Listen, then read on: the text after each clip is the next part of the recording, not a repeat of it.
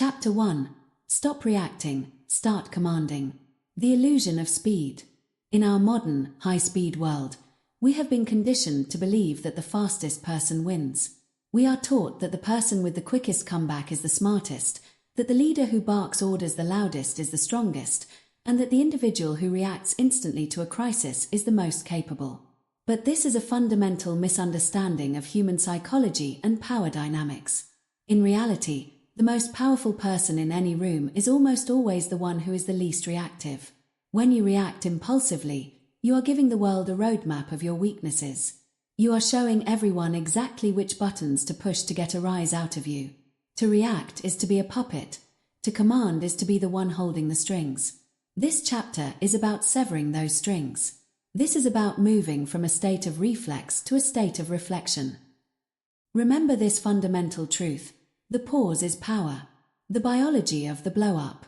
To stop reacting, you must first understand why you do it. Deep within your brain lies the amygdala, a primitive almond-shaped structure designed for one thing: survival.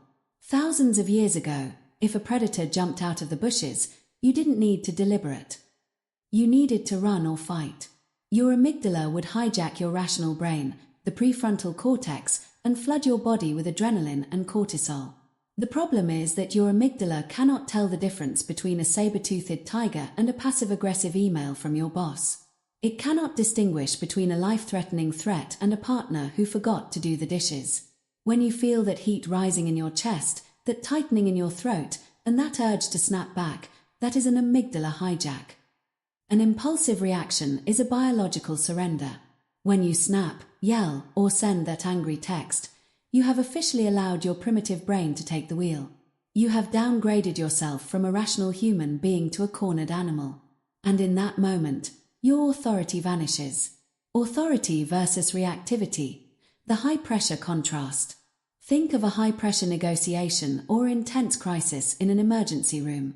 Who do you trust? Do you trust the person who is sweating, shouting, and pacing back and forth? Or do you trust the person who is standing still, breathing deeply, and observing the room with a calm, steady gaze? Authority is rooted in stillness. When you are reactive, you appear leaky. Your emotions are spilling out of you, and everyone can see them. This signals to others that you are not in control of yourself, and if you cannot control yourself, how can you possibly be trusted to control a situation or lead a team? Contrast the reactive individual with the deliberate individual. The reactive individual is like a leaf in the wind. If the news is bad, they are depressed. If someone cuts them off in traffic, their whole day is ruined. If a colleague critiques their work, they become defensive and petty. Their energy is entirely dictated by external circumstances. The deliberate individual, however, acts as an anchor.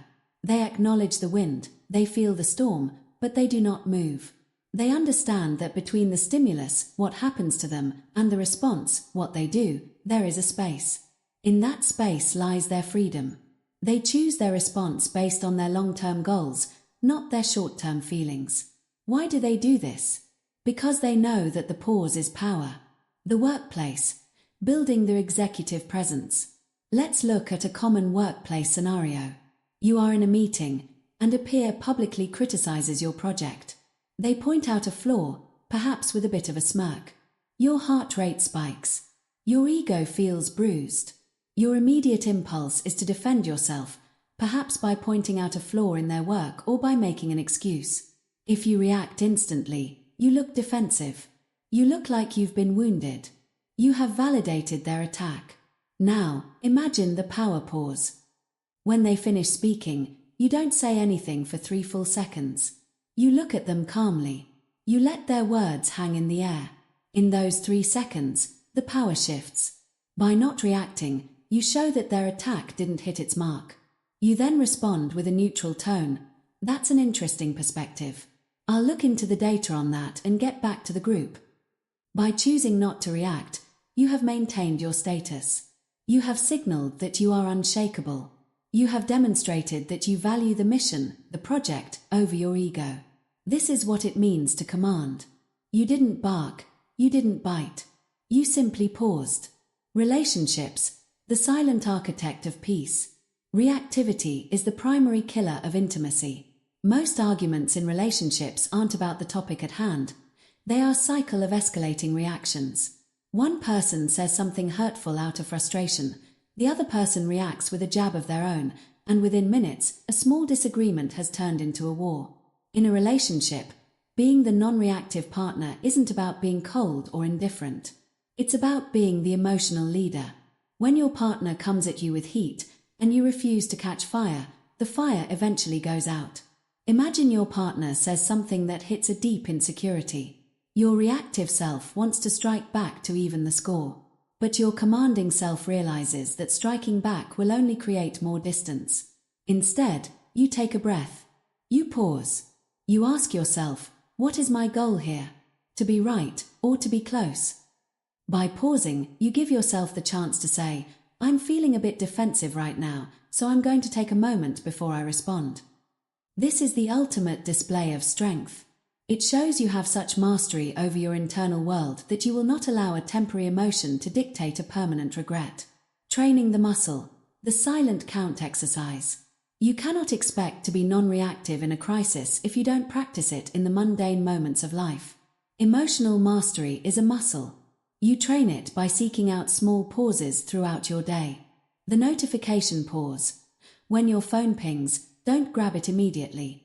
Wait 30 seconds. Prove to yourself that a digital sound does not have the power to jerk your arm like a marionette. The traffic pause. When someone cuts you off, instead of honking or swearing, grip the steering wheel, take one deep breath, and wish them a safe trip. Not for their sake, but for yours.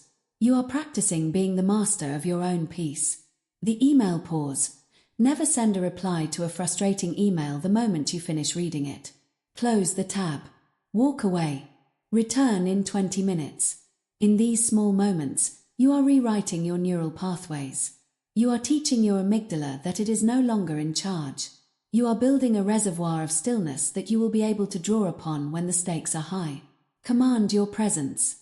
To command does not mean to dominate others. It means to dominate yourself. A person who can stay calm under fire, who can listen to an insult without flinching, and who can make decisions based on logic rather than ego, is a person who will naturally rise to the top of any hierarchy. The world is full of people who are loud. It is full of people who are fast. But the world is desperately short of people who are still. When you stop reacting, you become a rare commodity. You become the person that others look to when things go wrong. You become the person who makes everyone else feel safe. Every time you feel the urge to snap, to defend, or to lash out, remember that you are at a crossroads. One path leads to a loss of authority and a surrender to your lower self. The other path leads to command, respect, and unstoppable confidence. Take the breath. Wait the 3 seconds. Choose the high ground. The pause is power. Chapter 2. Kill the addiction to validation. The invisible chains. Imagine you are standing on a stage. Every time you speak, you look into the darkness of the audience, waiting for a clap, a cheer, or a nod of agreement. If the audience is silent, you feel worthless. If they boo, you feel destroyed. If they cheer, you feel high for a moment, but then the silence returns, and you have to perform even harder to get that next cheer. This is how most people live their entire lives.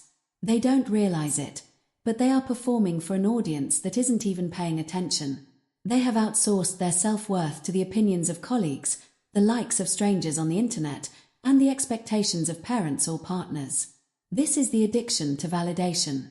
It is a quiet, subtle dependency that hollows you out from the inside. It makes you fragile because if your confidence is something that other people give to you, then it is something they can also take away. To have unstoppable confidence, you must burn the stage, turn your back on the audience, and find your value within the silence of your own soul. You must accept a hard truth. Approval is a cage. The neurochemistry of good job. Why is praise so addictive? It's not just a character flaw, it's a biological trap. When someone praises you, when a boss says great work or a photo gets a surge of engagement, your brain releases dopamine. This is the reward chemical. It's the same chemical released by gambling, sugar, or narcotics. The problem with dopamine is that it is short-lived. It provides a spike followed by a crash. To get back to that baseline feeling of being okay, you need another hit of praise. Over time, your brain becomes desensitized. You need more likes, more awards, and more verbal reassurances just to feel like you aren't failing. When you seek approval, you are essentially training your brain to depend on external signals to regulate your internal state. You are handing the remote control of your happiness to people who don't have your best interests at heart. You become manageable. You become pliable. You become a person who can be controlled by the simple threat of disapproval. Breaking this addiction requires a cold turkey realization. The hit of validation feels good, but it is a prison cell. Approval is a cage. The digital mirror, the social media trap. Nowhere is the addiction to validation more visible than in our digital lives. Social media has turned the human need for connection into a quantified competition. We post the highlight reel of our lives, the vacation, the promotion, the perfect meal, and then we wait. We refresh the feed. We check the notifications. Every like is a tiny drop of validation. But notice what happens when a post doesn't perform well. You feel a sense of shame. You wonder, was I not interesting enough? Was I not attractive enough? You might even delete the post to hide the evidence of your perceived failure. In this moment, you are not a creator, you are a beggar. You are begging for the attention of people who are likely scrolling while bored, distracted, or even envious. You are letting the split-second thumb flicks of strangers determine whether you feel good or bad today. When you live for the like, you stop living for the experience. You stop enjoying the sunset because you're too busy trying to frame it for an audience. You are living in a curated reality, and that reality is built on the bars of other people's perceptions. Approval is a cage. Career stagnation and the nice guy syndrome. This addiction follows us into our professional lives. It manifests as the employee who never takes a risk because they are terrified of a supervisor's frown. It manifests as the leader who refuses to make a necessary but unpopular decision because they want to be liked by their team. If your primary goal is to avoid disapproval, you will never be great. Greatness requires the courage to be misunderstood. It requires the willingness to stand alone in a decision that you know is right, even when the crowd is whispering that you're wrong. Think of the people pleaser in the office. They say yes to every request, they never push back, and they are always the first to offer a compliment. On the surface, they seem nice. But underneath, they are often resentful and exhausted. Why? Because their niceness is actually a transaction. They are trading their time and energy for the safety of not being disliked. They are stuck in a career plateau because authority and approval are often at odds. You cannot lead if you are constantly looking over your shoulder to see if everyone is smiling at you. True authority comes when you realize that respect is earned through results and integrity, while approval is just a cheap substitute. Stepping into your power means accepting that not everyone will like the version of you that succeeds. Approval is a cage. The fragility of the praise-built identity. If you build your house on the sand of praise, the tide of criticism will wash it away. Consider the person who is told their whole life how smart they are. They become addicted to that label. Eventually, they stop taking on difficult challenges because they are afraid that if they struggle, they will lose the smart label. Their identity is fragile because it is tied to an outcome that must be validated by others. Contrast this with the person who values effort over acclaim. They don't care if you call them smart, they care if they did the work. They are unshakable because their metric for success is internal. When you are addicted to validation, you give everyone you meet the power to hurt you. A stranger's rude comment can ruin your week. A boss's neutral feedback can make you spiral into anxiety. You are essentially walking around with no skin, and every touch feels like a burn. Building unstoppable confidence means growing that skin. It means building an internal fortress where your opinion of yourself is the only one that carries a veto power. If you know you acted with integrity, if you know you gave your best effort, then the world's opinion is just noise. It cannot reach you inside the fortress. But you cannot get into that fortress as long as you are clinging to the bars of the cage. Approval is a cage. Practical exercise. The 24-hour praise fast. To begin breaking this addiction, you must practice validation fasting. For the next 24 hours, or a full week if you are brave, commit to the following. No performance posting. Do not post anything on social media that is intended to show off or garner praise. No humble bragging about your workout. No photos of your success.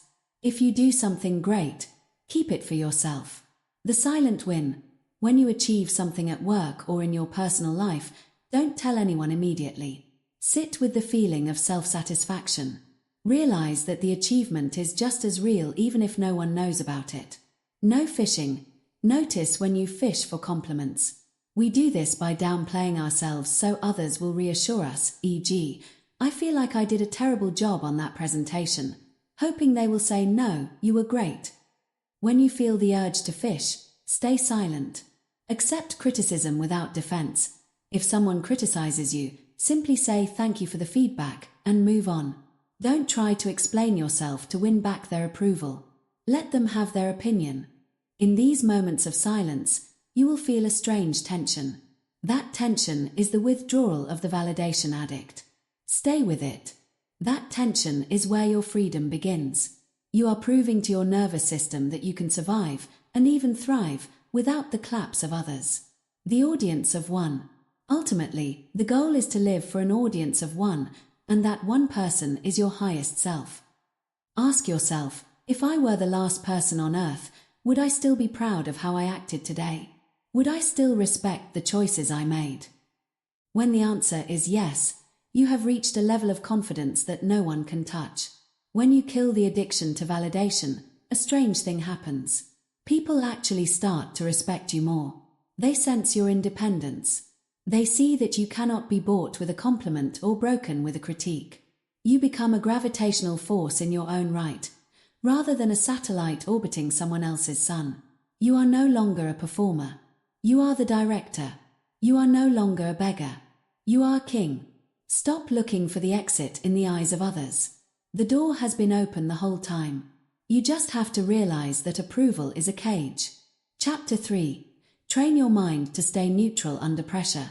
The thermostat versus the thermometer. In every high-pressure environment, there are two types of people, thermometers and thermostats. A thermometer is a slave to its environment. If the room gets hot, the thermometer rises. If the room gets cold, the thermometer drops. Most people are emotional thermometers. If their boss is angry, they become anxious. If a client is difficult, they become frustrated. If the stock market dips, they become panicked. They are a literal reflection of the chaos around them. A thermostat, however, functions differently. A thermostat sets the temperature.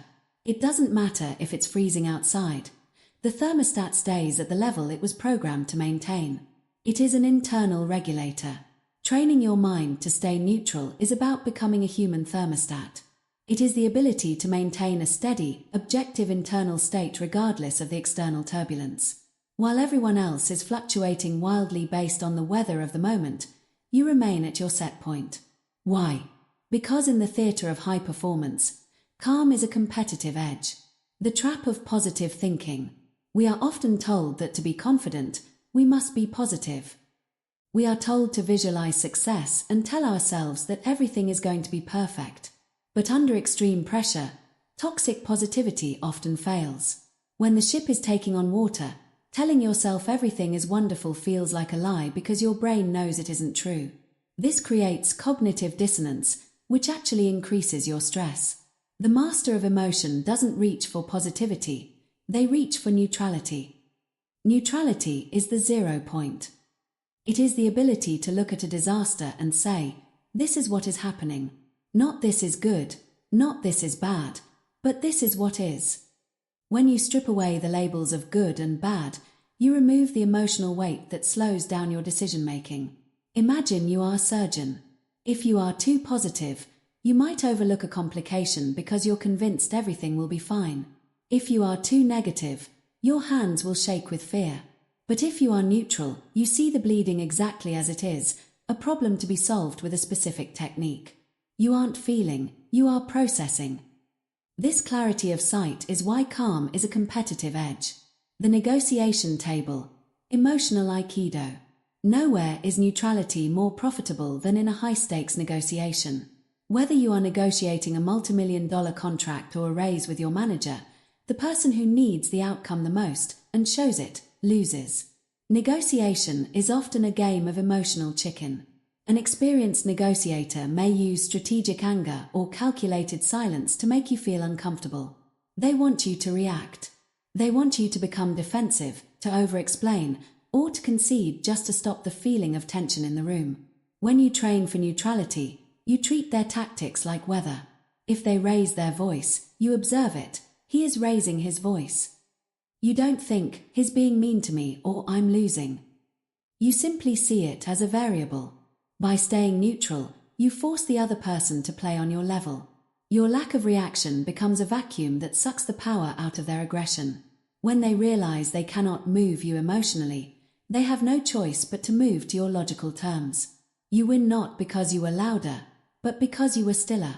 Calm is a competitive edge. The clutch factor, lessons from the arena. Think of the greatest athletes in history, the ones we call clutch. Michael Jordan, Tiger Woods, Serena Williams. What happens to them in the final seconds of a game? The crowd is screaming, the lights are blinding, and the pressure is at a breaking point. For the average player, this pressure causes choking. The heart rate spikes, the muscles tighten, and the internal chatter becomes a roar of don't miss, don't miss, don't miss. They have become emotional thermometers. The clutch athlete, however, enters the zone. The zone is nothing more than extreme emotional neutrality. They don't hear the crowd. They don't think about the trophy. They don't think about the consequences of failure. They shrink their world down to the mechanical task, the flick of the wrist, the arc of the ball, the breath in the lungs. They have trained their minds to view the high-pressure moment as just another rep. By stripping the meaning away from the moment, they perform with the same fluidity they have in an empty gym. They understand that the moment you care too much about the outcome, you lose control of the process. To perform at your peak, you must remain neutral to the stakes. Calm is a competitive edge. Crisis leadership. The lighthouse effect. In a moment of crisis, a company layoff, a public relations disaster, or a family emergency, people naturally look for a lighthouse. A lighthouse doesn't run around the beach screaming about the storm. It just stands there, shining its light, unmoving while the waves crash against its base. If you are a leader, your team does not need you to feel for them, they need you to see for them. When a crisis hits, the emotional brain wants to ask, why did this happen? Whose fault is it? How could they do this to us? These are reactive, thermometer questions. They lead to blame and paralysis. The neutral leader asks, what is the next right move? They bypass the why and go straight to the how. By staying neutral, you provide a sense of psychological safety for everyone around you. Your calm becomes infectious. When you refuse to panic, you give everyone else permission to keep working. This is how empires are saved and how legends are made. Remember, calm is a competitive edge. There's ought gap. Most of our emotional suffering under pressure comes from the gap between what is and what we think ought to be. It ought not to be raining on my wedding day. He ought to have more respect for my time. This project ought to have been finished by now. When you focus on the ought, you are fighting reality. Fighting reality is an exhausting, losing battle that creates instant stress. Neutrality is the practice of closing that gap. Acceptance is not the same as liking something. You don't have to like that your car broke down, but you must accept that it is broken down. The moment you accept the emotional spike disappears, and you can begin the repair. Neutrality is the shortest path from problem to solution. Training the neutral mind, the observer technique. How do you build this? You treat your mind like a laboratory. Start practicing the observer technique in low-stakes situations. Label the sensation. When you feel an emotion rising, say, irritation while waiting in a long line. Don't say, I am frustrated. Say, I am noticing a feeling of frustration in my chest. By labeling it as an observer, you create a distance between your identity and the emotion. You are the scientist watching the chemical reaction. You are not the reaction itself. The so what? Drill: when something goes wrong, ask yourself so what? And keep going until you reach the factual bottom. I missed the deadline. Dash so what? Dash my boss will be annoyed. Dash so what? Dash I will have to explain why and provide a new timeline. Notice how the so what strips away the catastrophic feeling and leaves you with a task. Physical grounding: under pressure, your body wants to go into fight or flight. You can manually override this. Lower your shoulders. Soften your jaw. Slow your speech. By forcing your body into a neutral posture, you send a signal to your brain that there is no emergency. The power of non-judgment. To be truly unstoppable, you must stop judging your own emotions. Many people feel a reaction to their reaction. They feel anxious, and then they get angry at themselves for being anxious. This is double dipping in misery. The neutral mind says, I feel anxiety. Interesting. My body is preparing for a challenge.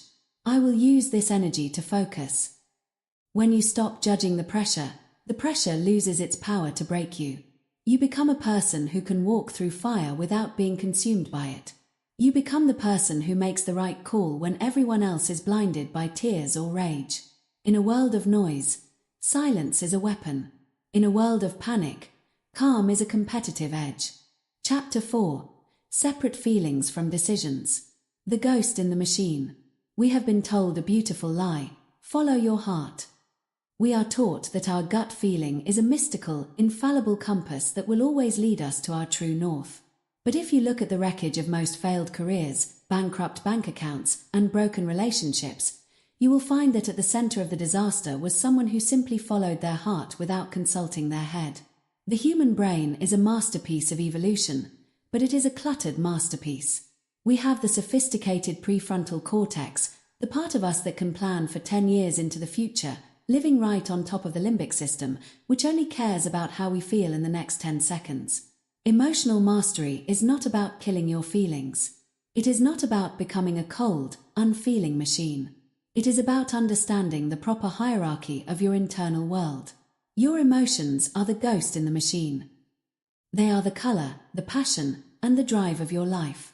But they must never, under any circumstances, be allowed to hold the steering wheel. To be unstoppable, you must adopt a new mantra: feel deeply, decide logically. Emotions are data, not directives. The first step in separating feelings from decisions is to change your definition of an emotion. Most people view an emotion as an instruction. I feel tired, therefore I should sleep. I feel angry, therefore I should yell. I feel scared, therefore I should quit. An emotional master views an emotion as data. It is a notification on your internal dashboard, much like the check engine light in a car. When that light comes on, you don't immediately drive the car into a ditch. You acknowledge the light, you understand it indicates a problem with the engine, and then you decide to pull over when it is safe to do so. If you feel fear before a major career move, that is data.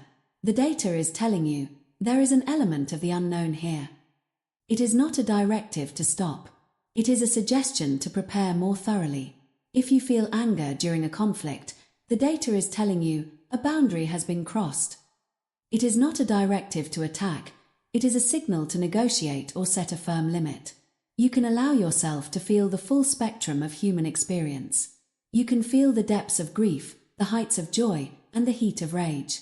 But when it comes time to move your feet or open your mouth, you must cross the bridge into the logical mind. Feel deeply, decide logically. The financial arena, the cost of a feeling. There is no place where the separation of feeling and decision is more quantifiable than in the world of money and investing. The market is essentially a giant graph of human emotion. When the market is booming, people feel greed, often disguised as confidence. This feeling tells them to buy at the peak because they are afraid of missing out. When the market crashes, they feel terror. This feeling tells them to sell at the bottom to stop the pain. In both cases, the feeling is the enemy of the outcome. The most successful investors in history, from Warren Buffett to Ray Dalio, share one trait: they are emotionally detached from their capital. They have systems in place that force them to act logically when their emotions are screaming at them to do the opposite. They buy when others are fearful and sell when others are greedy. Think about your own spending. How many times have you bought something because you felt a void or a spark of temporary excitement, only to regret it when the credit card bill arrived? That was a decision made by a feeling. To master your finances and your life, you must create a gap. You must feel the want, but decide based on the math. Feel deeply, decide logically. Relationships, the logic of long-term love. We are told that love is all about the feeling. And in the beginning, the feeling is a powerful drug. But a long-term relationship is a series of decisions, many of which must be made when the feeling is nowhere to be found. Imagine a heated argument with a partner. You are hurt. Your ego is bruised. You feel the urge to say the one thing you know will hurt them the most, the nuclear option that will win the argument instantly. If you follow that feeling, you win the battle and lose the war. You destroy trust that took years to build for the sake of a 10-second hit of emotional satisfaction. Logic, however, asks the 10-10-10 question. How will I feel about this decision in 10 minutes?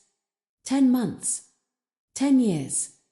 Logic reminds you that your partner is your teammate, not your enemy. Logic allows you to feel the boiling anger in your chest while choosing to speak with a lowered, calm voice. It allows you to say, I'm incredibly angry right now, so I'm going to go for a walk so I don't say something I regret. This is the peak of emotional maturity. You didn't suppress the feeling, you felt it deeply, but you decided logically. Feel deeply, decide logically. Career risks, danger versus fear. One of the greatest barriers to unstoppable confidence is the inability to distinguish between objective danger and subjective fear. Fear is a feeling. Danger is a reality. Walking across a tightrope between two skyscrapers without a harness is dangerous. It is a logical threat to your life. Quitting a job you hate to start a business with a solid plan and 6 months of savings is scary, but it isn't necessarily dangerous. Most people treat scary and dangerous as the same thing. They feel the butterfly sensation in their stomach and interpret it as a sign that they should stay in their comfort zone. They let a temporary sensation dictate their permanent potential. When you separate the two, you can say, I feel terrified to give this presentation. My heart is racing. My palms are sweaty. This is a very intense feeling. However, logically, there is zero danger. No one is going to hurt me. If I fail, I will learn. If I succeed, my career advances. Therefore, the logical decision is to proceed.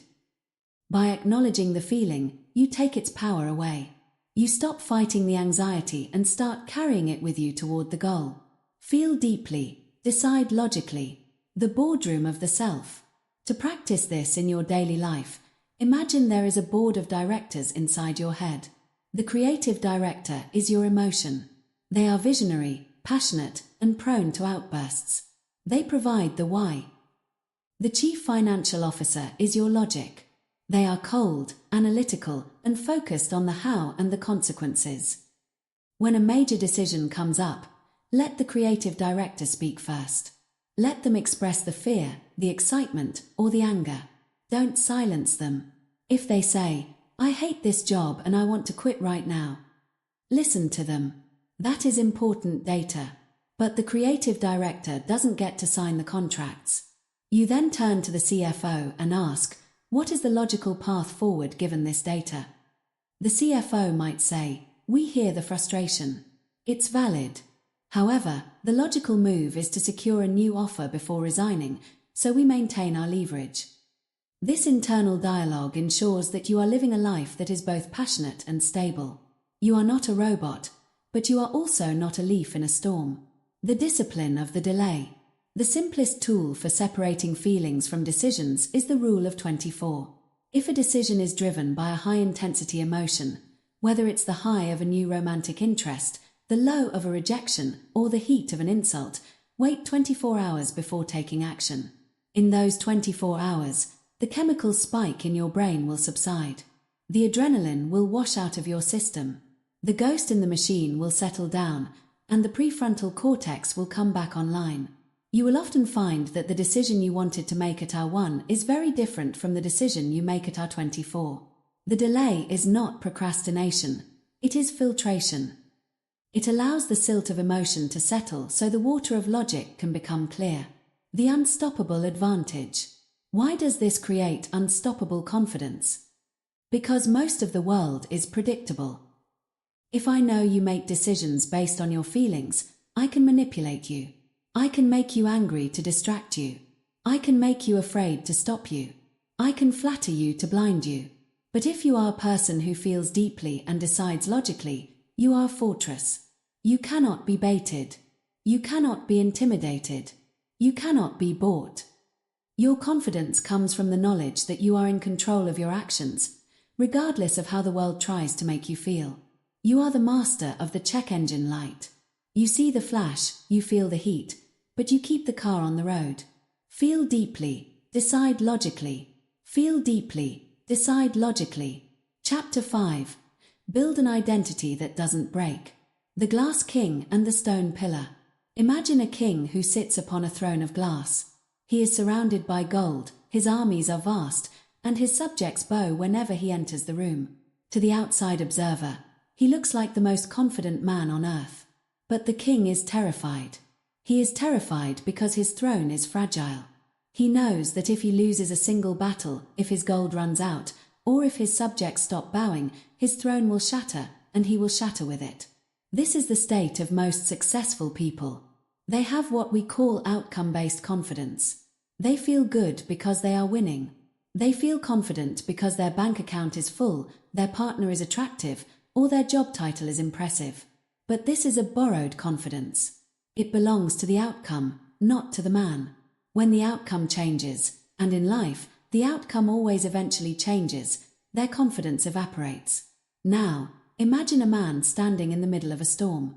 He has no throne. He has no crown. But he stands with his feet planted firmly in the earth.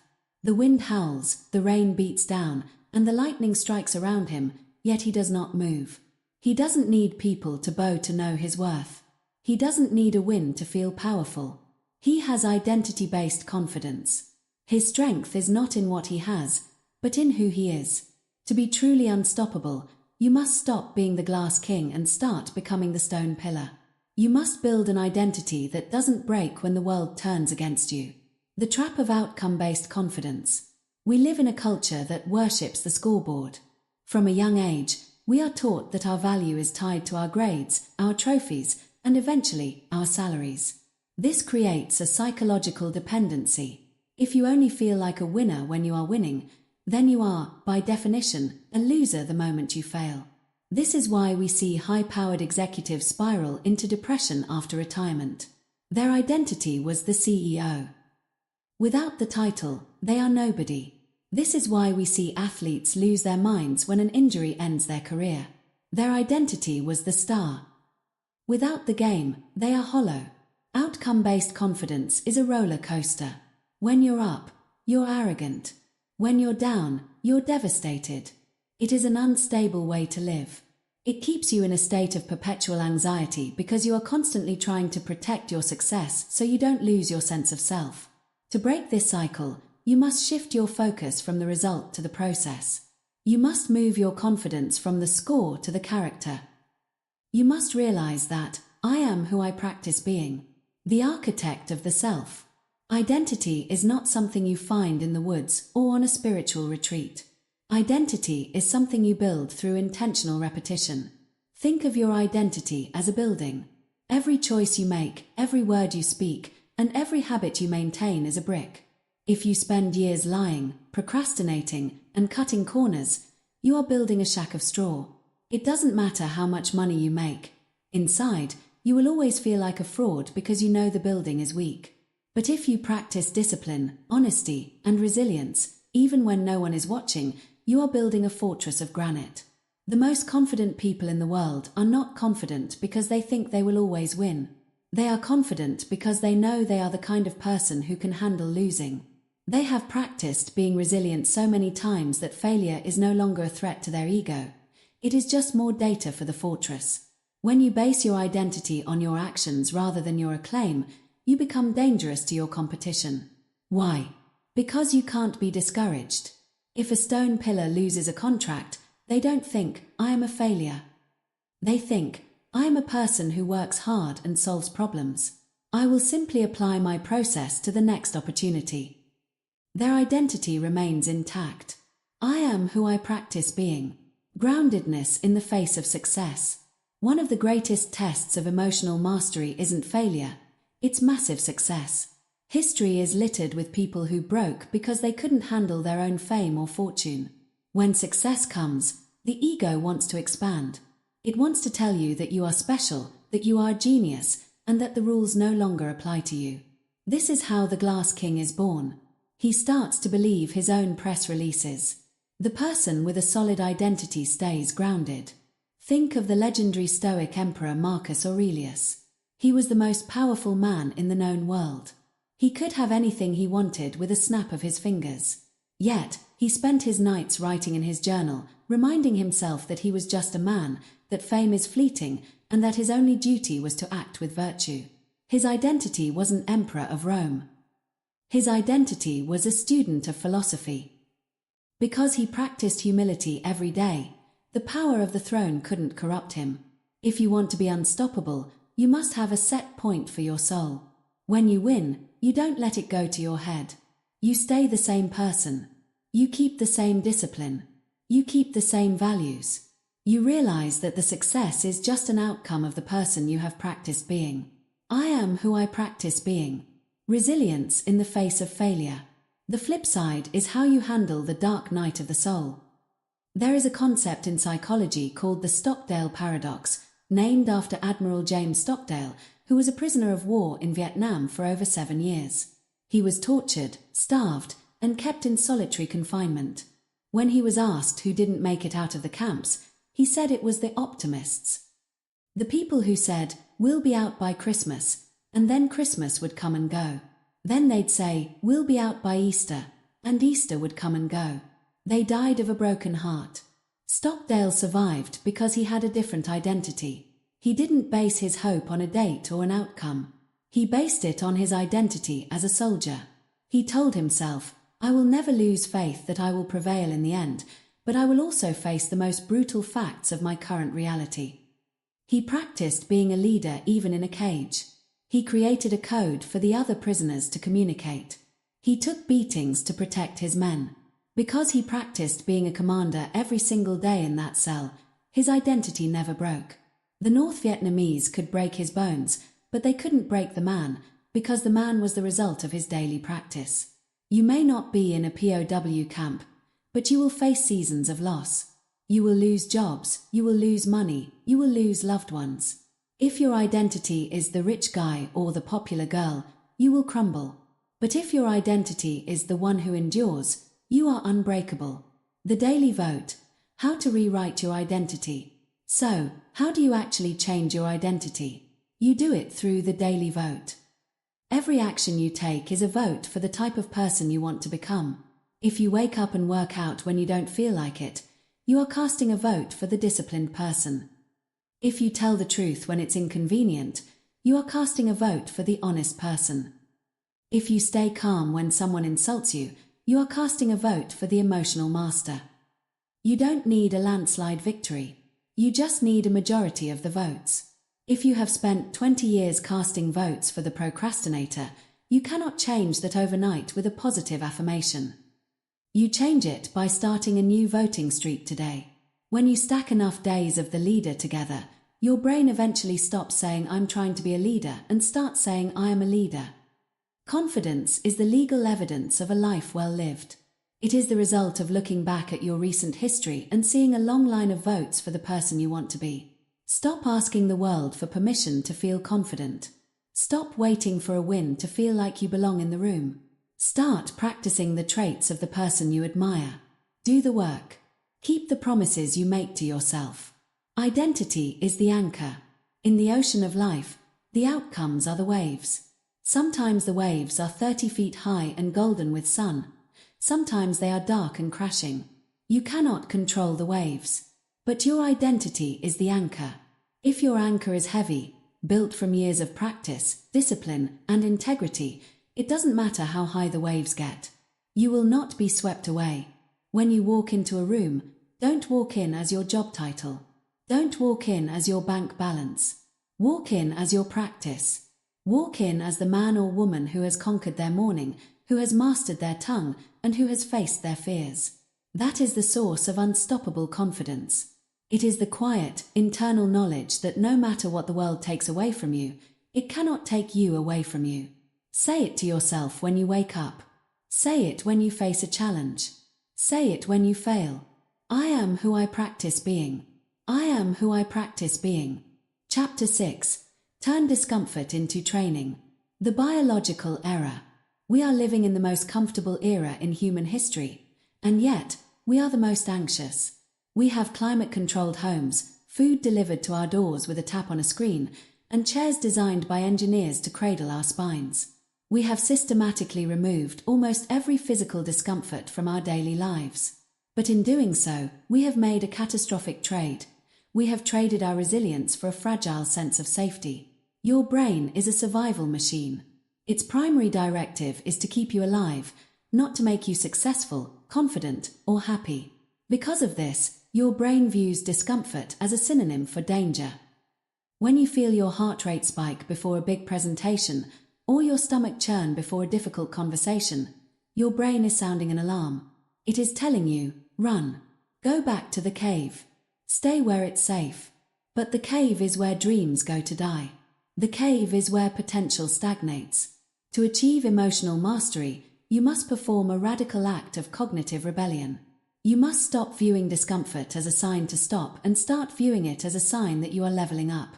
You must realize that the very sensations you have been running from are the raw materials of your future power. Discomfort is rehearsal for strength. The comfort zone is a dead zone. There is a biological principle known as hormesis. It is the idea that a small, controlled dose of a stressor, something that would be harmful in large amounts, actually makes an organism stronger. We see this in weightlifting. You intentionally tear your muscle fibers so that they can grow back thicker and more resilient. We see this in vaccines. You introduce a tiny piece of a virus so the immune system learns how to fight. Confidence follows the exact same law. If you never experience social friction, you will never have social authority. If you never face your fears, your world will continue to shrink until the smallest inconvenience feels like a catastrophe.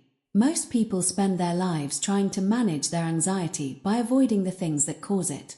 They turn down the promotion because it involves public speaking. They stay in the dead-end relationship because they are afraid of being alone. They don't realize that every time they choose comfort over growth, they are casting a vote for a weaker version of themselves. The comfort zone is not a sanctuary. It is a dead zone. It is a place where your skills atrophy and your confidence wilts. To be unstoppable, you must become a comfort hunter. You must develop a taste for the friction. You must tell yourself, discomfort is rehearsal for strength. Reframing the jitters, anxiety as fuel. Let's look at the physical sensation of fear. Think about a time you had to do something high stakes. Your palms get sweaty. Your heart begins to thud against your ribs like a trapped bird. Your breath becomes shallow. Your mind starts racing with what-if scenarios. Now, think about the physical sensation of excitement. Perhaps it's the moment before you get on a roller coaster, or the feeling of a first date with someone you really like. Guess what? The physiological markers are almost identical. Your heart rate is up, your palms are sweaty, and your focus is narrowed. The difference between a person who is paralyzed by fear and a person who is energized by excitement is not the physical sensation, it's the label they give it. The amateur feels the heart rate spike and says, "I'm terrified. Something is wrong. I should quit." The master feels the heart rate spike and says, "My body is preparing for battle. It is flooding my system with oxygen and adrenaline so I can perform at my peak. I am ready." When you feel that surge of discomfort, don't try to calm down. That's a waste of energy. Instead, reframe it. Tell yourself, this is the feeling of my potential expanding. This is the rehearsal. Discomfort is rehearsal for strength. Public speaking and the spotlight effect. Public speaking is consistently ranked as one of the top fears people have, sometimes higher than the fear of death. This is because, in our ancestral past, being the center of attention of a group usually meant you were being judged by the tribe. If the tribe didn't like you, you were cast out. And in the wild, being cast out meant certain death. When you stand on a stage today, your primitive brain thinks you are standing in front of a firing squad. This is called the spotlight effect. You feel exposed. You feel like every or stumble is being magnified 1,000 times. Emotional mastery in public speaking isn't about the absence of nerves. It's about the presence of a greater purpose. You must move your focus from "how do I look?", which is an ego-based, comfort-seeking question, to "how can I serve this audience?", which is a mission-based, strength-building question. Every time you speak while your hands are shaking, you are training your nervous system. You are teaching your brain that the threat is an illusion. You are building the presence that only comes through fire. Do not wait for the fear to go away before you speak. Speak with the fear. Let the shaking be your training ground. Discomfort is rehearsal for strength. The difficult conversation. Facing social friction. The most common form of discomfort we face today is social friction. The lump in the throat we feel when we need to set a boundary, ask for a raise, or tell someone they've let us down. Most people leak their power in these moments. They use softening language, "I'm sorry, I just think maybe." Or they wait until they are boiling with rage to finally speak up. Neither of these approaches builds confidence. To master social discomfort, you must treat the difficult conversation as a workout. When you feel that lump in your throat, recognize it as a signal. That lump is the weight you need to lift. Practice directness without aggression. State your truth clearly, without apologizing for your existence. The discomfort you feel while waiting for their reaction is where the growth happens.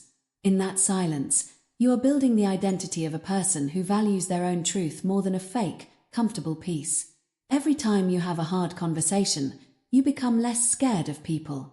You realize that you can survive a disagreement. You realize that respect is often found on the other side of a confrontation. Discomfort is rehearsal for strength. Progressive overload for the mind. You wouldn't walk into a gym and try to bench press 400 pounds on your first day. You would start with the bar and gradually add weight. You must apply this progressive overload to your emotional mastery. If you are terrified of rejection, start by asking for something small that you know will be rejected. Ask for a discount at a coffee shop where they don't give discounts. Ask a stranger for the time. These are low-stakes rehearsals. By voluntarily seeking out these tiny moments of rejection, you are desensitizing your ego. You are proving to yourself that no is just a sound, not a death sentence. Eventually, you will find that your comfort zone has expanded so far that things which used to terrify you are now just part of the job. You will find yourself taking bigger risks, making bolder moves, and standing taller. Not because you changed your DNA, but because you changed your relationship with pain. The philosophy of the fire. There is an old saying, "The same fire that melts the wax tempers the steel." You get to decide which material you are made of. If you live a life of constant comfort, you are wax. When the heat of life's inevitable crises comes, a layoff, a divorce, a health scare, you will melt. You will lose your shape and collapse. But if you have spent your life voluntarily entering the fire, if you have sought out the rehearsals of discomfort, you are steel. The heat doesn't destroy you. It makes you harder, sharper, and more resilient. Unstoppable confidence is not a fake it till you make it attitude. It is the earned knowledge that you have survived every discomfort you have ever faced. It is the deep, quiet pride of a person who has walked through the fire and come out the other side. The new mantra. From this moment forward, when you feel the fear, the anxiety, or the itch to run away from a challenge, stop. Take a breath. Don't judge the feeling. Don't wish it away. Instead, welcome it. Say to yourself, here is the weight. Here is the resistance. Here is the training. The world will try to sell you a life of ease. It will tell you that you deserve to be comfortable all the time. This is a trap designed to keep you small and manageable. Reject it. Seek the challenge. Speak the hard truth. Take the stage. Because every time you lean into the friction, you are building a version of yourself that cannot be broken. Discomfort is rehearsal for strength. Discomfort is rehearsal for strength. Chapter 7. Eliminate emotional leaks. The hidden bankrupting of the soul. Imagine you wake up every single morning with exactly $1,440 in your bank account. There is only one catch. At the end of the day, any money you haven't spent is taken away. It doesn't roll over. You can't save it. You either use it to build your life, or it vanishes forever. You would be incredibly strategic about how you spent that money, wouldn't you? You wouldn't hand $100 bills to people who insulted you, and you wouldn't throw a handful of cash into a gutter just because you were bored. Now, realize that you do have this account, but the currency isn't dollars, it's minutes, and the fuel is your emotional energy. Every day, you are given a finite amount of willpower and focus. This is the fuel that creates unstoppable confidence. This is the fuel that allows you to lead, to create, and to dominate your field. The tragedy of the average person is not that they lack talent or opportunity. It is that they are emotionally bankrupt by noon. They aren't being defeated by big disasters. They are leaking their power through 1,000 tiny holes. They spend their energy on things that offer zero return on investment. If you want to be a master of your life, you must become a forensic accountant of your own attention. You must stop the bleeding. Guard your energy like currency.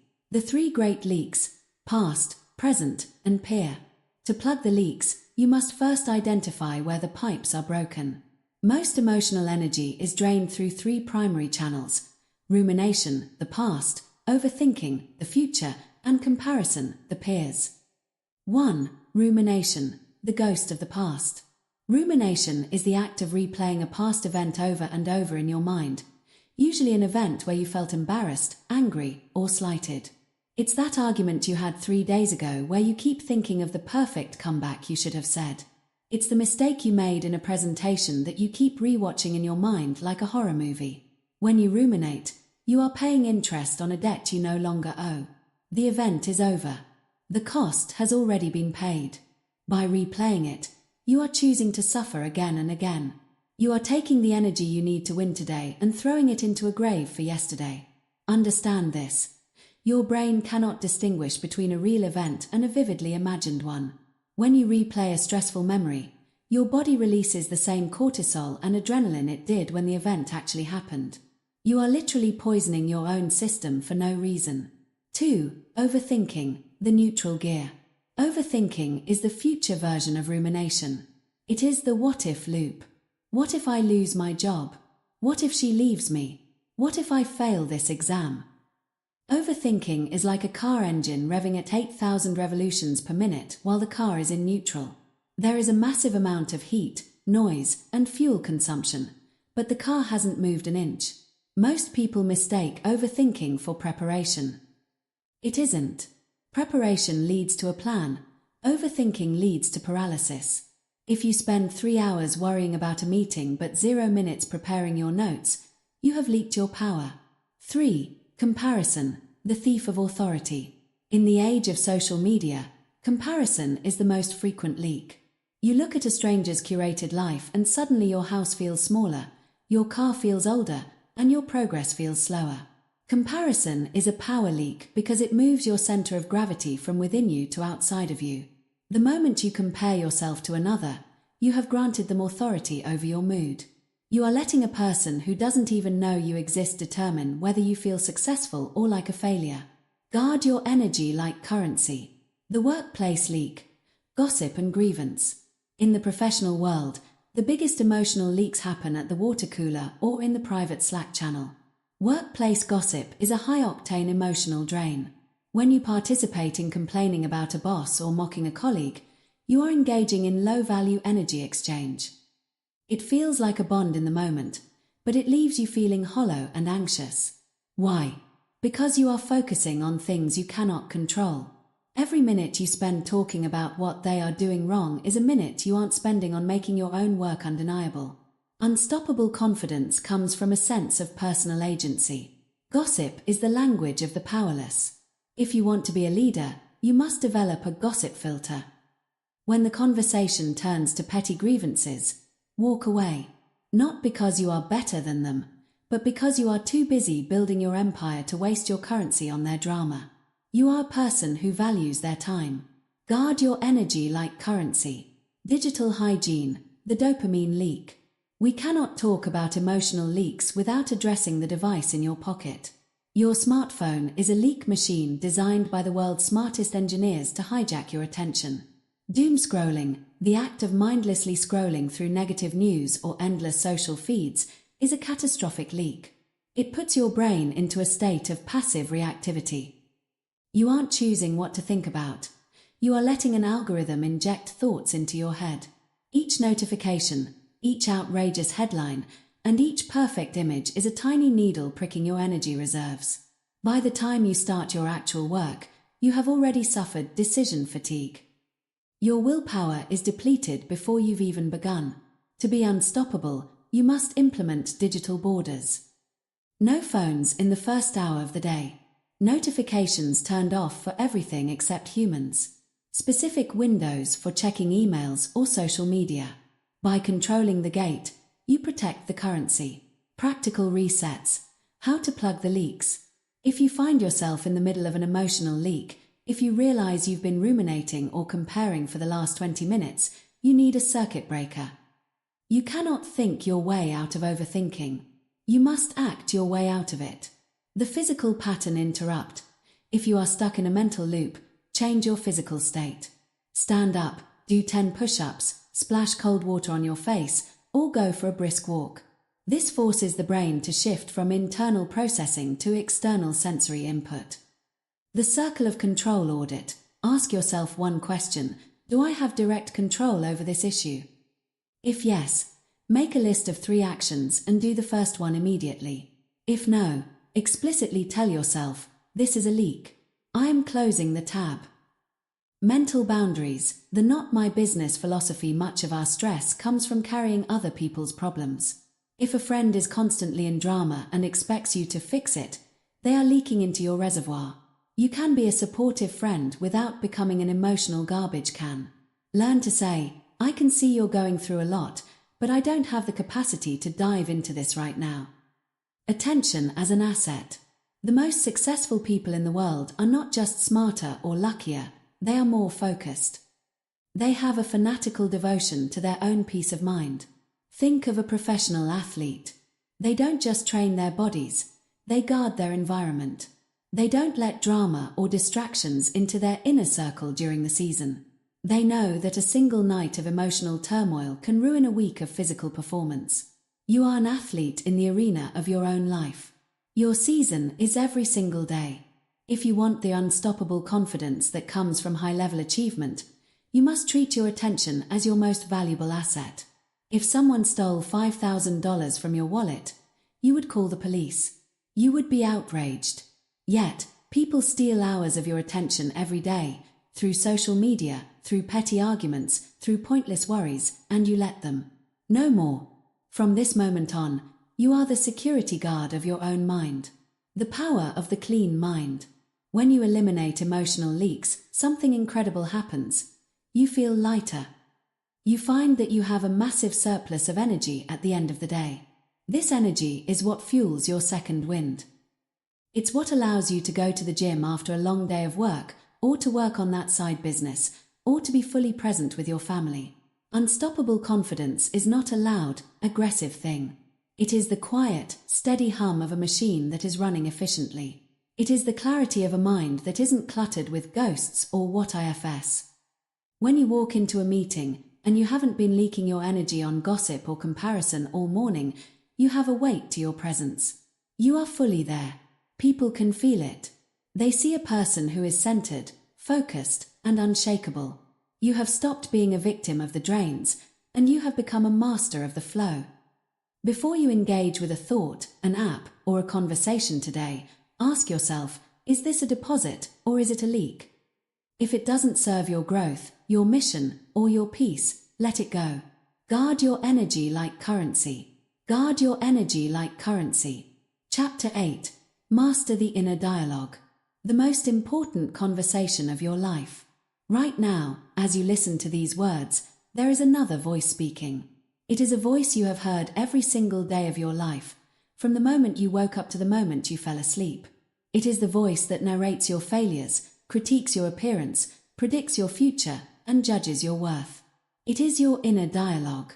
Most people are completely unaware of the quality of this conversation.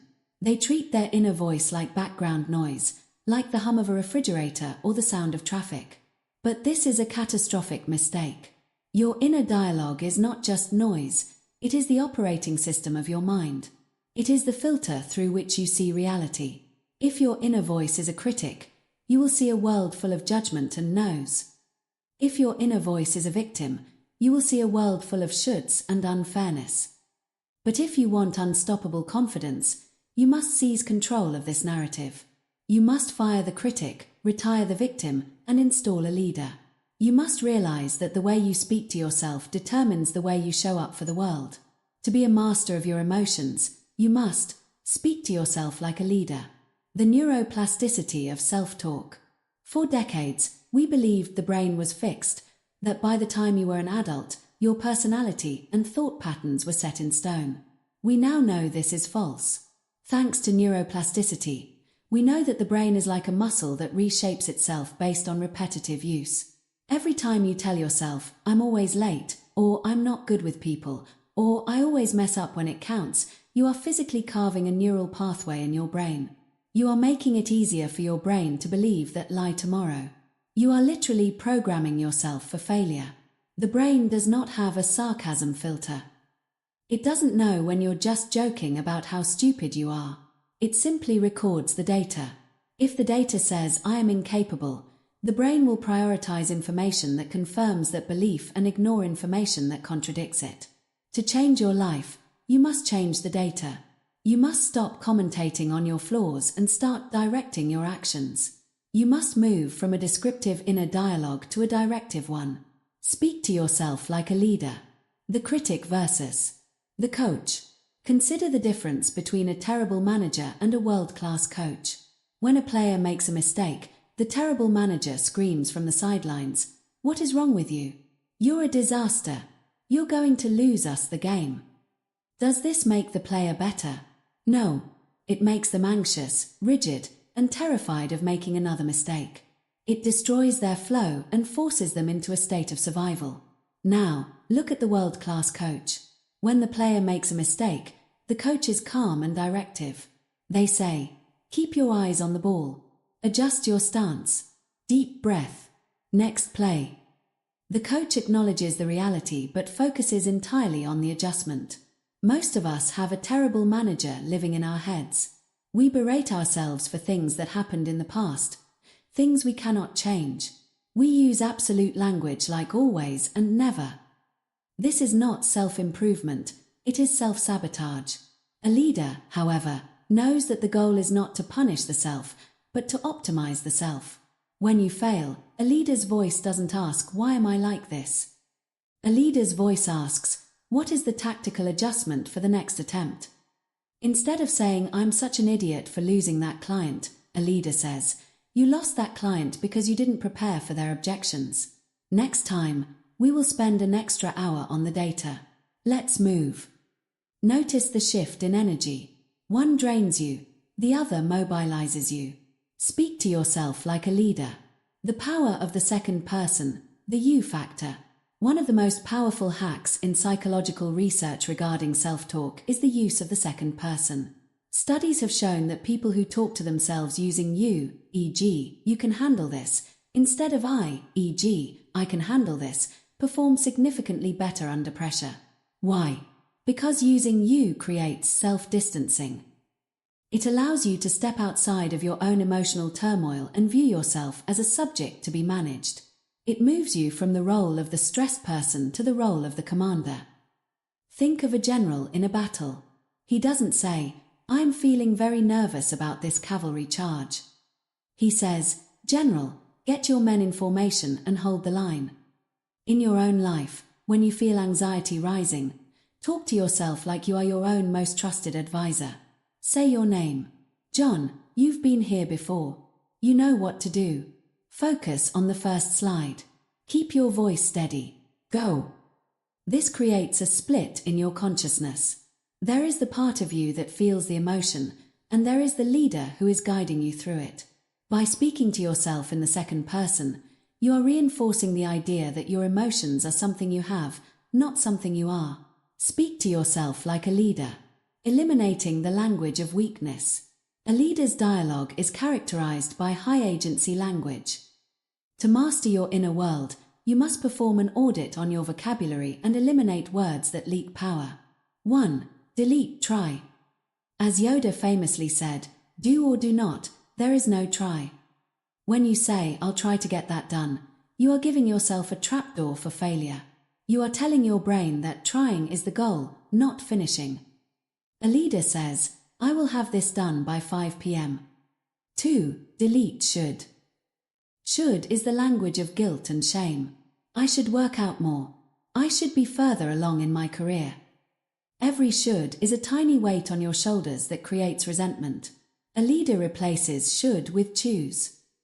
I choose to work out because I value my strength. This puts you back in the driver's seat.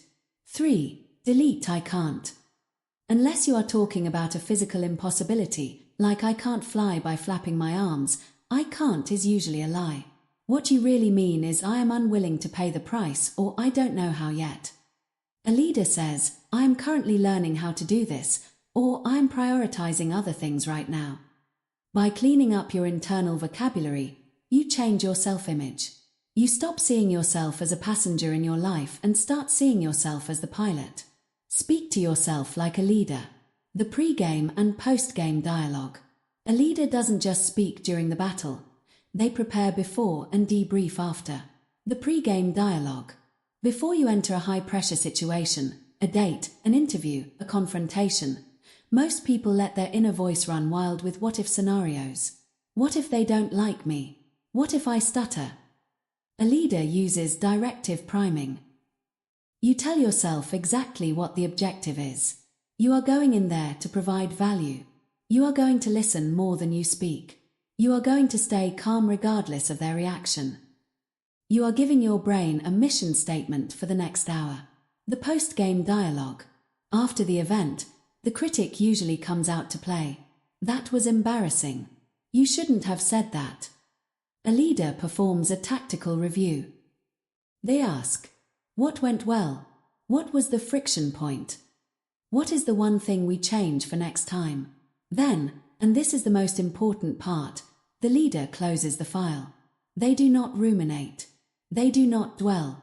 They extract the lesson and move to the next task. Coaching yourself through the dark moments. There will be times when your confidence feels like it has bottomed out. Times when you feel overwhelmed, exhausted, or like a complete failure. In these moments, your inner dialogue is the only thing that will save you. When you are in the pit, you don't need positive affirmations. You don't need to tell yourself, I am a beautiful butterfly when you feel like trash. That feels like a lie. In the dark moments, you need stoic directives. You need the voice of a drill sergeant who cares about you. You are tired. That's okay. Everyone gets tired. Stand up anyway. Wash your face. Put on your shoes. Do the first thing on the list. We don't need to feel good to move. We just need to move. This is the ultimate form of emotional mastery. The ability to command yourself into action even when the feeling of confidence is completely absent. You aren't waiting for a mood. You are following an order. The identity of the commander. The world will talk to you however it wants. People will criticize you, underestimate you, and ignore you. You cannot control their voices, but you have absolute, 100% control over the voice that lives inside your skull. If you speak to yourself like a failure, you will eventually become one, regardless of your talent. But if you speak to yourself like a leader, with clarity, discipline, and a focus on the next right move, you become unstoppable. Your inner dialogue is the blueprint for your life. If the blueprint is strong, the building will stand. Start today. Listen to the way you talk to yourself. When you catch the critic speaking, interrupt them. Say, that's enough. We're moving in a different direction now. Take the wheel. Set the tone. Command the narrative. Speak to yourself like a leader. Speak to yourself like a leader.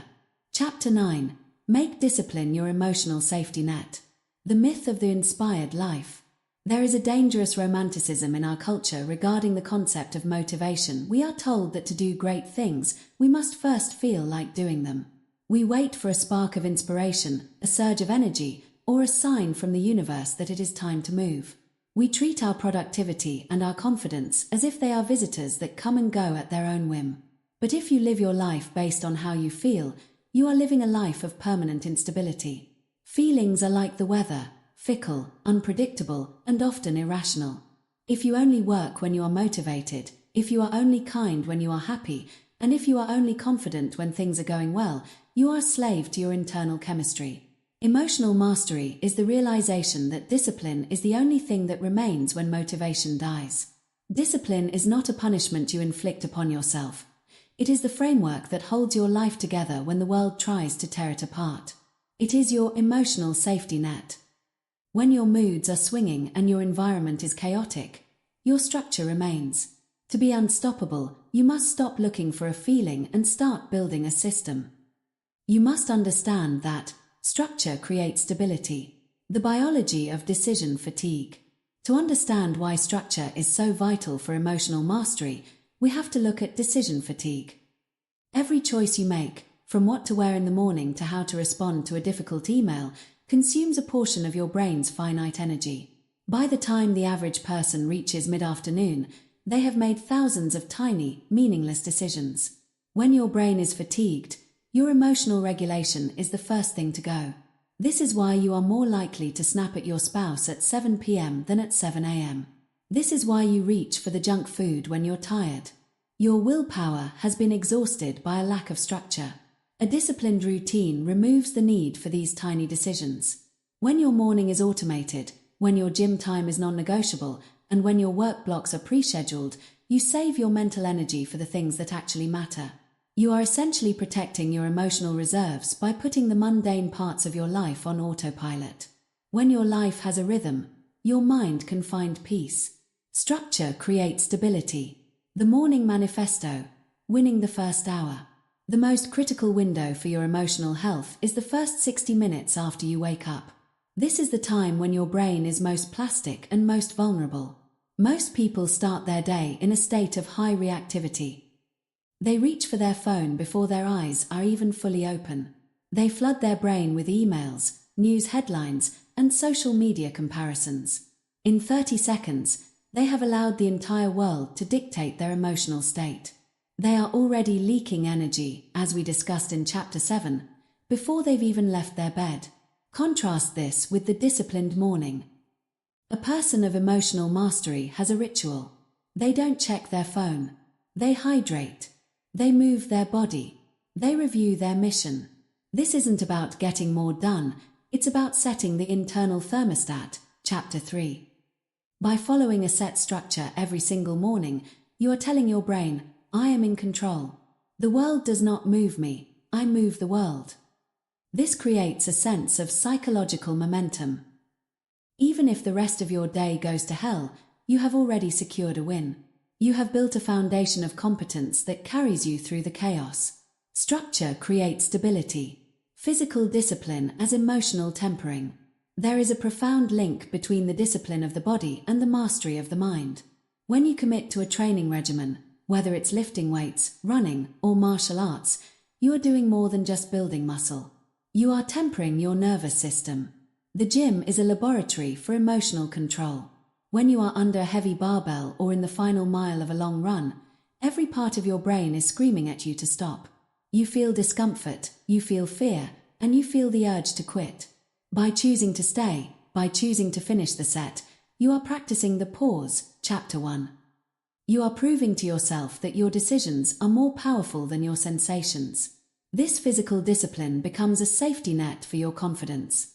When a crisis happens at work, you don't panic. Why? Because you have already practiced being in a state of high stress and staying calm. You have rehearsed strength in the squat rack, so you can perform strength in the boardroom. If you lack discipline in your physical life, your emotional life will always be fragile. But if you have a rock-solid habit of physical movement, you have a floor that you can never fall below. Even on your worst days, you are still the person who shows up. Structure creates stability. The floor versus the ceiling.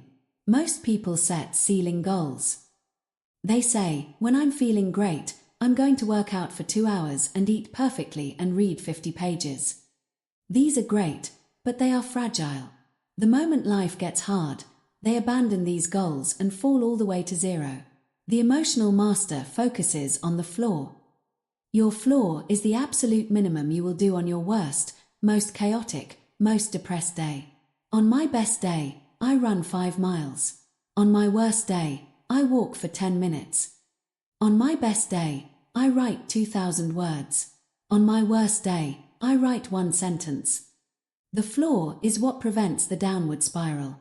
When you have a floor built into your discipline, you never lose your identity. You never have to start over because you never truly stopped. This consistency is the ultimate builder of unstoppable confidence. Confidence doesn't come from doing something great once. It comes from the knowledge that you are the type of person who never misses. It is the integrity of the daily vote, Chapter 5. When your life is structured so that you cannot fail to meet your floor, your confidence becomes bulletproof. Structure creates stability. Consistency rituals. The Sunday script. Chaos loves a vacuum. If you enter your week without a plan, your emotions will fill that space with anxiety. You will spend your Monday morning wondering what to do, which leads to overthinking, which leads to leaking. Emotional mastery requires a planning ritual. For many, this is the Sunday script. You sit down for 30 minutes and you map out the coming week. You identify the high-leverage tasks, you schedule your deep work, and you anticipate the potential stress points. By pre-solving your problems on paper, you remove the emotional weight of those problems. When Wednesday comes and the workload gets heavy, you don't have to panic. You simply look at the script. You have already done the thinking. Now you just have to do the acting. Discipline is the act of loving your future self. By taking the time to structure your time now, you are saving your future self from the exhaustion of indecision and the pain of regret. Structure creates stability. Discipline during tragedy. The autopilot effect. The true value of a safety net is not felt when the sun is shining. It is felt when you fall. At some point, life will hit you with something devastating. You will face a loss, a health crisis, or a betrayal. In those moments, your rational mind will go offline. You will not have the energy to be positive or the willpower to be productive. This is where your discipline saves you. If you have spent years building a structure, your body will go into autopilot. I have seen people navigate the most horrific personal tragedies without losing their minds. How? Because they had a routine. Even through the grief, they still woke up at the same time. They still made their bed. They still went for their walk. They still showed up for their responsibilities. The routine didn't cure the grief, but it provided a container for it. It prevented the grief from turning into a total collapse. It gave them a sense of normalcy and control in a situation where they had none. Their discipline was the only thing that kept the stone pillar, Chapter 5, standing. When everything else is falling apart, your structure is the only thing that holds. Structure creates stability, the freedom of the fence. There is a common misconception that discipline is the opposite of freedom. People think that having a rigid schedule makes them a robot. But the opposite is true. The person with no discipline is not free. They are a prisoner of their impulses. They are a prisoner of their cravings, their distractions, and their moods. They are free to do nothing, but they are not free to achieve anything. Discipline is the fence that protects your freedom. By boxing in the mundane, your meals, your workouts, your sleep, your work hours, you create a sanctuary of free time and peace of mind. You don't have to worry about when you're going to exercise because it's already decided. You don't have to stress about your deadlines because the work is already scheduled. True confidence is the ability to trust yourself. And you cannot trust a person who has no structure. You can only trust a person who keeps their promises to themselves. Build your fence. Set your floor. Automate your wins. When you make discipline your safety net, you stop being afraid of your own emotions. You know that even if you feel off, even if you feel down, even if you feel scared, you will still do what needs to be done. You have moved from a life of chance to a life of command. Structure creates stability. Structure creates stability. Chapter 10. live from control, not circumstance. The summit of mastery. We have traveled through the landscape of the human psyche, from the impulsive fires of the amygdala to the disciplined structures of the prefrontal cortex. We have learned to pause, to kill the need for approval, to remain neutral under fire, and to separate our feelings from our final decisions. We have built an identity that doesn't break and learned to speak to ourselves like commanders. But now, we reach the summit. This final chapter is not just another lesson. It is the synthesis of everything we have discussed. It is the transition from learning a technique to living a philosophy. Most people spend their lives in a state of reactionary living. They are like a cork floating in the middle of a vast ocean, bobbing up and down with the waves, pushed left by the wind and right by the tide. If the water is calm, they are happy. If the storm hits, they are in despair. They believe their life is a result of their circumstances. The emotional master, however, lives from a state of proactive control. They understand that while they cannot control the ocean, the wind, or the tide, they are the absolute masters of the vessel. They don't live from the outside in, they live from the inside out. They have realized the ultimate truth of the unstoppable mind. I create the response. The seduction of the victim mindset. Before you can fully step into your power, you must confront the victim that lives within all of us. The victim mindset is incredibly seductive. Why? Because it is comfortable. When you believe that your lack of confidence is because of your upbringing, or your lack of success is because of the economy, or your bad mood is because of your boss, you are absolved of all responsibility. If it's not your fault, you don't have to change. You get to stay in the cave of comfort, chapter 6, and complain. But there is a heavy price for this comfort. When you give away the blame, you give away the power. If the economy made you poor, you have to wait for the economy to make you rich. If your boss made you angry, you have to wait for your boss to make you happy. You have made yourself a slave to circumstances you cannot control. Emotional mastery requires the great handover. You must take all that blame back. You must look at your life, the good, the bad, and the ugly, and say, I am responsible for my response to all of this. This is the most terrifying realization a person can have, but it is also the most liberating. Because if you are the problem, you are also the solution. I create the response. The 10/90ths rule of reality. There is a fundamental law in the psychology of high performance known as the 10/90ths rule. It states that 10% of life is what happens to you, and 90% of life is how you respond to it. Think about two people who both lose their jobs on the same day. The first person views this as a catastrophe. They tell themselves they are a failure. They spend their days ruminating on the unfairness of the company. They leak their energy, chapter 7, through anger and comparison. Their response is one of collapse. The second person views the same event as a pivot point. They feel the fear, chapter 4, but they decide logically to treat the layoff as an opportunity to find a better fit. They use their discipline, chapter 9, to wake up early and treat the job hunt like a full-time mission. Their response is one of expansion. The 10%, the layoff, was identical for both people. The 90%, the outcome, was entirely different.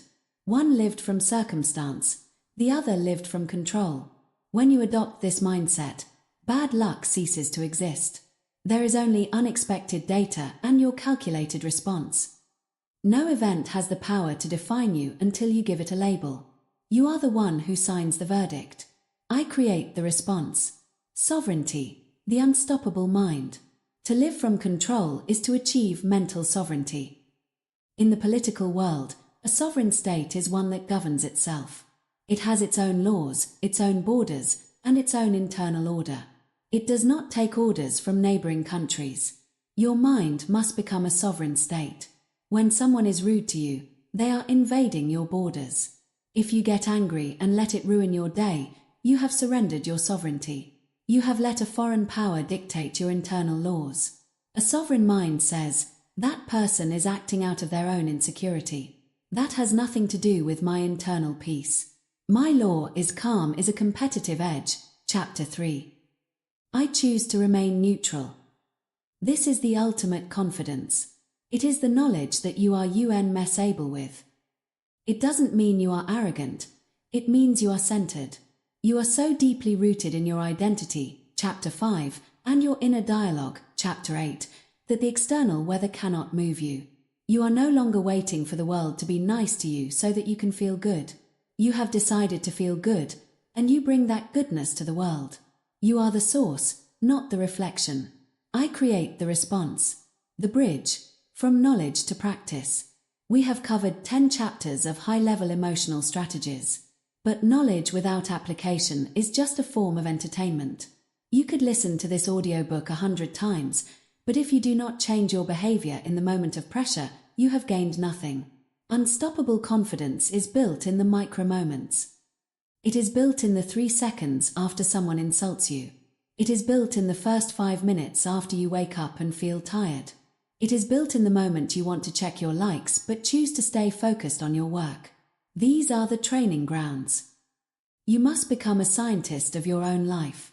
You must start watching yourself from the observer position, chapter 3. When you feel an impulse to react, you must smile to yourself and say, here is the opportunity. This is where I practice my mastery. You must move from knowing these phrases to becoming them. When you feel a leak, you plug it. When you feel a should, you change it to a choose. When you feel discomfort, you lean into it. You don't need a perfect life to have perfect confidence. You just need a perfect commitment to your own agency. The philosophy of ownership. Living from control means taking 100% ownership of your life. If you are out of shape, it is your responsibility. If your relationship is failing, it is your responsibility.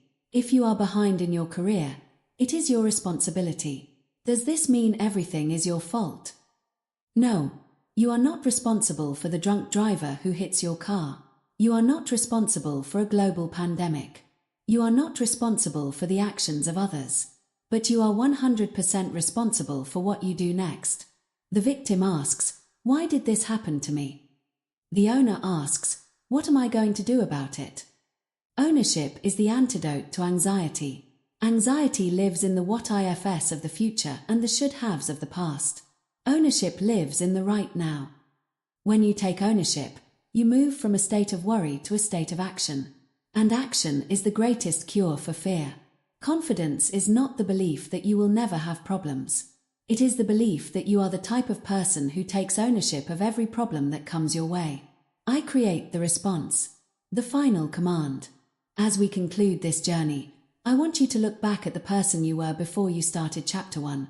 That person was likely more reactive, more concerned with approval, and more at the mercy of their moods. That person is gone. By engaging with these principles, you have begun to rewrite your operating system. You have been given the tools to build a fortress of the soul. But a fortress must be defended every single day. The world will continue to be chaotic. People will continue to be difficult. Disasters will still happen. The difference is that you are no longer a victim of these things. You are the commander of the pause. You are the guardian of the energy. You are the architect of the identity. Unstoppable confidence is not a destination you reach and then stop. It is a way of walking through the world. It is the quiet, steady breath you take before you walk into a difficult room. It is the discipline you show when no one is watching. It is the internal voice that says you've got this when the world says you can't. From this moment forward, you are the creator of your reality. You do not ask for permission. You do not wait for motivation. You do not blame the circumstances. You stand tall. You stay neutral. You decide logically. You are the master of your emotions, and therefore you are the master of your fate. Go out and live it. I create the response. I create the response. The pause is power. Approval is a cage. Calm is a competitive edge. Feel deeply. Decide logically. I am who I practice being. Discomfort is rehearsal for strength. Guard your energy like currency. Speak to yourself like a leader. Structure creates stability. I create the response.